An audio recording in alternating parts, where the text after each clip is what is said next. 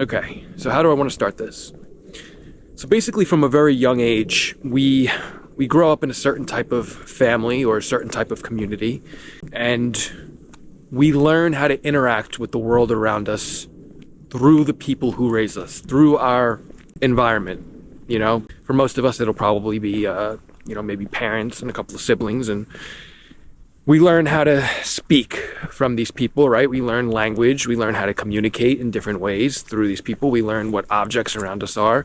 We learn what the world is through the people that raise us. We also learn how to think. We learn our religious beliefs are instilled in us from a pretty young age, our political beliefs. And what happens is you don't know any better.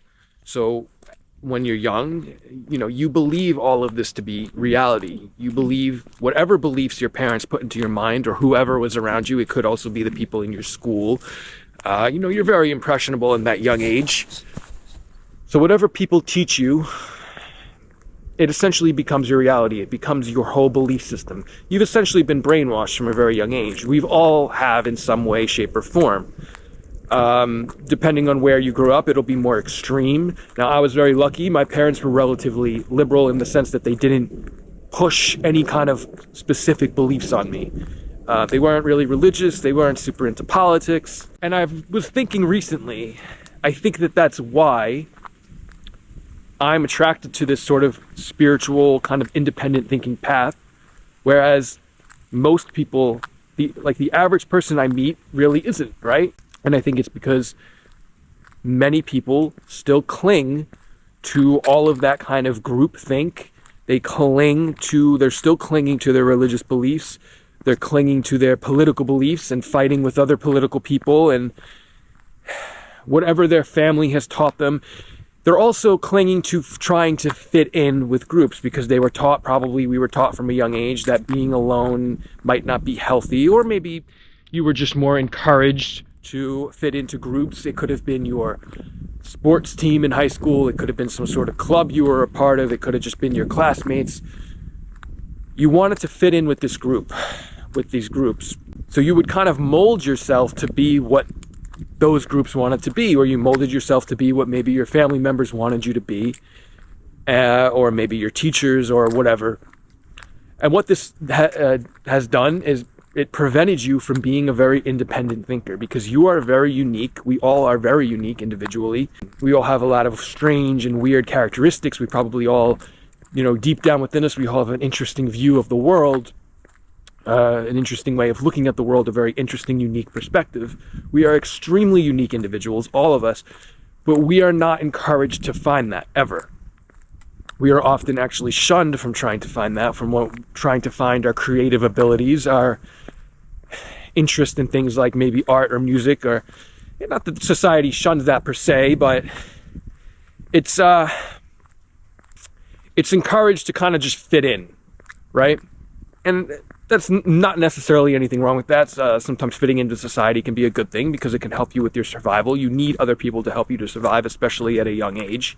But basically where I'm going with this is, you've done that so much, and you've never really spent real time getting to know the unique you, the real individual you, the self. You've been spending your whole life kind of living by other people's groupthink and by the beliefs that they've instilled in you. And most people will go their whole life like this. They'll never really truly get to know themselves. They've never really spent. This is why I encourage spending a lot of time alone. It's not just about being alone. It's about spending that time alone to really get comfortable with who you are, And in the younger years, especially, if you did have some very unique characteristics, maybe you dressed a certain way, maybe you had some oddities about you, maybe you had just some unique characteristics, they were immediately shunned. Especially if you grew up in a very conservative type of environment where everybody was thinking and doing the same thing. So, for example, somebody could have grew up in kind of a very small American town in like Alabama or something like that, where everybody just worshipped Jesus and, had very strong, right-wing political beliefs, maybe there was a lot of racism and sort of an ethnocentric kind of way of thinking, and they shunned other cultures and things like that. Just using this as an example. But then when you turned 18, maybe you went away to somewhere like New York University, for example, or you went to some university in a big city, and you realize that everything that, they've taught you your whole life is wrong. And you have these sorts of new realizations where you're exposed to now, especially with like sort of the racist beliefs, that's a really good example. And now you're exposed to these different cultures and these different types of people, and you make friends with them, and you just start realizing, that you've essentially been brainwashed your whole life to believe something that is not true. And you're proving to yourself now that you've got out. And this is real. I mean, this happens all the time. People go away to university and they change even in just that 4 years. They become entirely different people, which is why going to university can be a good thing. Because it can really help you to like kind of discover who you are and open your mind and not even just university, but just any kind of thing that gets you out of what you're used to and gets you out of your comfort zone and into a new uncomfortable environment, right? So that's why traveling is also really good. Not just going with your family to the Eiffel Tower, but really spending time somewhere so different with a new way of thinking and just seeing how people live. But anyway, back to what I was saying. Some people won't ever get out of that environment. They'll just spend their whole life thinking the same way as everybody else around them. This is why people are not open to things like spirituality. This is why people aren't necessarily open to things like meditation or leaving organized religion behind or seeing that politics is all just a game. Because people are not encouraged to think independently. We're kind of just all, and I don't want to sound too conspiracy theorist here because I'm really not like that, but it's not just so much with the government stuff, but just in general. Like, it's not that we're not encouraged to think independently. I think we just naturally gravitate towards thinking the same as the people around us. But this is why I strongly, strongly encourage time in solitude, because that is what helped me. Because I was so obsessed with trying to fit into certain groups and wanting people to like me, just as we all do when we're young. This is completely normal, and this is also why a lot of people, when they grow up and become more wise and mature, they realize this and they become more comfortable with solitude, because they realize that it's impossible to try to fit in, trying to change yourself to fit into other groups. It's not sustainable and it's not going to last. And now that I'm older and I'm at this age, I realize that, and this is why have had many of the interesting insights that I had and have become the person that I am, because I became comfortable with my own unique way of seeing the world and my own personality. And maybe nobody else really encouraged me or motivated me to embrace it, but I did. And now with the amazing invention of the internet, I'm able to kind of share a lot of this with other people who also think the same way. But that would have never happened. I would have never found this path if I didn't have that time really alone, not even just physically alone, but just that ability to really not have any group think to cling on to, not have a bunch of other people's beliefs instilled into me. You know what I mean? It'll force you, when you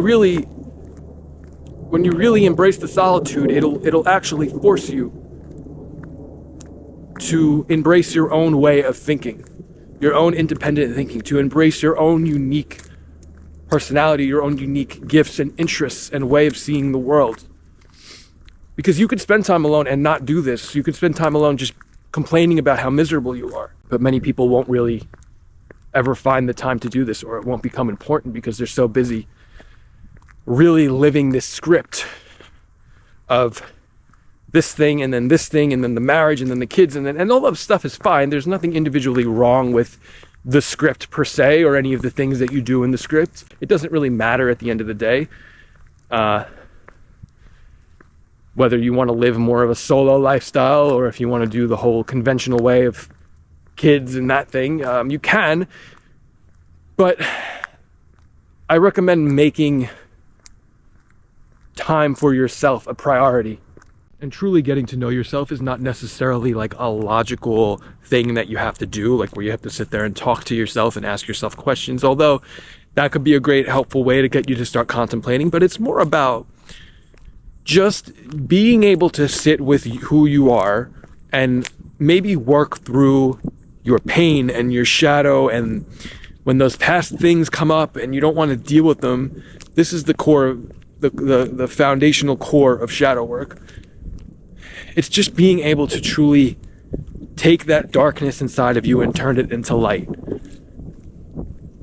This is how you get to know who you truly are. And you start thinking a little bit more independently. You start learning and researching, something that people don't typically do for fun. They do it because they have to for school, and even then they kind of just, most people just kind of like bullshit their way through their degree, and most people don't spend time really contemplating, really researching new ways of thinking and new philosophies and this type of thing. People have no interest in that. They're just trying to get by.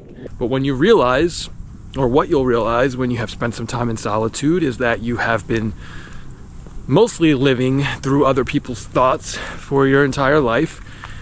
And now is the time to start embracing your own way of thinking. And that's really just what happened to me. I mean, I was kind of falling into this trap that a career and money was really the answer. That's a huge script that we all kind of fall into. And then when I discovered meditation, it kind of all changed from there. And I discovered sort of Buddhism and a lot of these other interesting spiritual teachings. And, you know, you'll gravitate towards what makes sense for you. It will find you at the right time, but it's not going to find you when you're so consumed by everything else, when you're so consumed by what other people are trying to push on you or what other people are trying to tell you, you know. What happens too is, like, when you get to this point that I'm at of, it's not so much about solitude, it's not just about the solitude, but it's about the fact that I've become so comfortable internally that externally it all just seems so, it doesn't affect me anymore. It really doesn't, within reason. The little things that we stress about and that we worry about really don't bother me. They have no effect because everything in here is good. And that's really what walking this sort of spiritual path is. It's not so much about playing with crystals and astrology charts. It's about truly evolving to a level that you didn't even know was possible because you were never encouraged to, you know? And this is why so many things in spirituality are beyond the mental comprehension of the average person, not because they aren't capable of it, but it's because they don't have any desire to truly think beyond what they already know. It's really that simple. I mean, some of the things taught in spirituality are very complex, and they do require, you know, a somewhat high level of intellect to truly understand, but I see that anybody can really get there if they open themselves up enough to it. It's not something that only people with a genius level IQ can understand. It's something that you have to be willing to let go of your ego and everything that it thinks it knows. That is the key, and that is what society is just not willing to do yet. So are you going to continue doing everything like society does, or are you going to continue thinking for yourself and embracing your own uniqueness? The choice is yours.